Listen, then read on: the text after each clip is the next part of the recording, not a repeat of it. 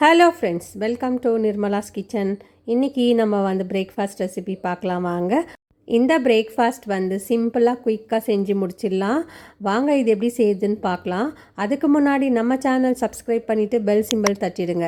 என்னோட சேனலுக்கு நீங்கள் புதுசாக இருந்தால் சப்ஸ்கிரைப் பண்ணிவிட்டு அதுக்கப்புறம் வீடியோவை கடைசி வரைக்கும் பாருங்கள் ஃப்ரெண்ட்ஸ். வாங்க இப்போ வந்து தோசை எப்படி செய்யுதுன்னு பார்க்கலாம். நம்ம வந்து பொரி வச்சு தான் இன்றைக்கி தோசை செய்ய போகிறோம். நம்ம வீட்டில் ஏற்கனவே பொரி மிச்சமாக இருக்கும், பூஜைக்கு வாங்கின பொரி. அந்த பொரியில் நம்ம வந்து தோசை செய்யலாம் வாங்க. முதல்ல நம்ம வந்து பொரியை வந்து நம்ம அரைச்சி எடுத்துக்கலாம். இது வந்து நல்லா க்ளீன் பண்ணி எடுத்து வச்சுருக்கிற பொரி தான் நம்ம சேர்த்துருக்கோம். 3 கப் அளவுக்கு நம்ம பொரி சேர்த்துக்கலாம். அதுக்கப்புறம் 1 கப் அளவுக்கு நம்ம வந்து ரவை சேர்த்துக்கலாம். வறுத்த ரவை ஆனாலும் சரி, வறுக்காத ரவை ஆனாலும் சரி நம்ம வந்து சேர்த்துக்கலாம். சேர்த்துட்டு இதை வந்து நல்லா நைஸாக அரைச்சின்னு வரலாம். இது வந்து நைஸாக ஆகாது, ஆனாலும் நம்ம வந்து நல்லா அரைச்சி எடுத்துன்னு வந்துக்கலாம். இப்போ பாருங்கள், இந்த அளவுக்கு வந்து வந்திருக்கு நம்ம அரைச்சிருக்கிறது ரெண்டும் சேர்த்து. இப்போது இது கூடவே நம்ம வந்து 1 கப் அளவுக்கு தயிர் சேர்த்துக்கலாம். இது வந்து புளிப்பு இல்லாத தயிர் தான் நான் சேர்த்துருக்கேன். அதே கப்பில் வந்து நம்ம 1 கப் அளவுக்கு தண்ணி சேர்த்துக்கலாம். தண்ணி சேர்த்துட்டு இதை வந்து நல்லா நைஸாக அரைச்சி எடுத்துன்னு வந்துக்கலாம். இப்போது தோசை மாவு பதத்துக்கு நம்ம அரைச்சி எடுத்துக்கலாம். பாருங்கள், நான் வந்து அரைச்சி எடுத்துன்னு வந்துட்டு வேறு பாத்திரத்தில் சேர்த்துக்கிறேன். நான் சேர்த்துட்டு இதில் வந்து கொஞ்சமாக தண்ணி ஊற்றி அத்தையும் நம்ம சேர்த்துக்கலாம். சேர்த்துட்டு ஒரு 10 நிமிஷத்துக்கு மூடி போட்டு வச்சுக்கலாம். நம்ம மூடி போட்டு வச்சுட்டு அதுக்கப்புறம் இதுக்கு வந்து உப்பு சேர்த்துக்கலாம். நான் வந்து உப்பு சேர்த்துக்கிறேன், 1/4 டீஸ்பூன் அளவுக்கு உப்பு சேர்த்துக்கிறேன். இப்போ இது கூடவே நம்ம வந்து 2 டேபிள் ஸ்பூன் அளவுக்கு நம்ம வந்து கோதுமை மாவு சேர்த்துக்கலாம். கோதுமை மாவு சேர்த்துட்டு கட்டிகள் இல்லாத மாதிரி நம்ம வந்து இதை நல்லா மிக்ஸ் பண்ணி எடுத்துக்கலாம். இது வந்து நம்ம மிக்ஸி ஜார்லேயே போட்டு நம்ம அரைச்சி எடுத்துக்கலாம். ஆனால் நான் வந்து மறந்துட்டதுனால இப்போ சேர்க்குறேன் நான். அதுக்கப்புறம் இதை வந்து ஒரு 5 நிமிஷத்துக்கு ரெஸ்டிங் டைம் விடலாம். ஒரு 5 நிமிஷம் ஆகிடுச்சு. இப்போ நம்ம மூடி ஓப்பன் பண்ணிக்கலாம். ஓப்பன் பண்ணிவிட்டு இதுக்கு வந்து ஆப்போ சோடா சேர்த்துக்கலாம். நான் வந்து 1/4 டீஸ்பூன் அளவுக்கு ஆப்போ சோடா சேர்க்குறேன்.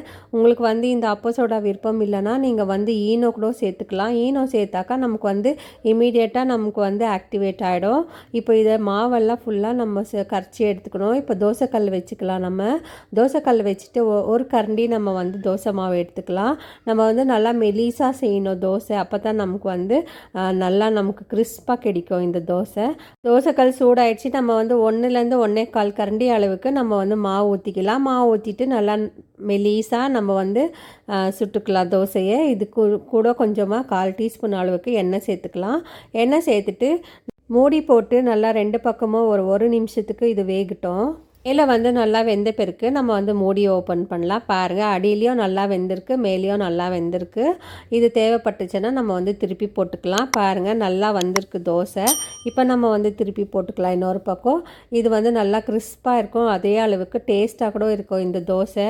உங்கள் வீட்டில் வந்து பொரி மிச்சம் ஆகிடுச்சுன்னா நீங்கள் இந்த மாதிரி செஞ்சு பாருங்கள். இன்ஸ்டன்ட் தோசை குயிக்காக செஞ்சிடலாம். இப்போ வந்து தோசை வந்து நான் செஞ்சுட்டேன். இப்போ இன்னொரு தோசையும் நான் வந்து ஊற்றி காமிக்கிறேன் பாருங்கள்.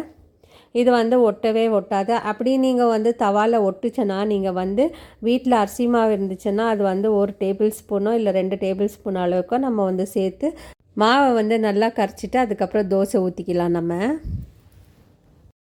இப்போ வந்து பொரி தோசை வந்து ரெடி ஆகிடுச்சு. பாருங்கள், நல்லாவே வந்திருக்கு தோசை.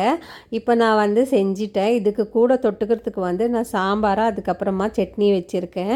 இதை வந்து நம்ம சாப்பிட்டு பார்க்கலாம். நல்லா சாஃப்டாக வந்திருக்கு பாருங்கள், நல்லா கிறிஸ்பாக கூட இருக்குது. இது சாப்பிடும்போது நமக்கு தெரியும். இதுக்கு வேணும்னா நீங்கள் வந்து இட்லி பொடி கூட போட்டு சாப்பிடலாம்.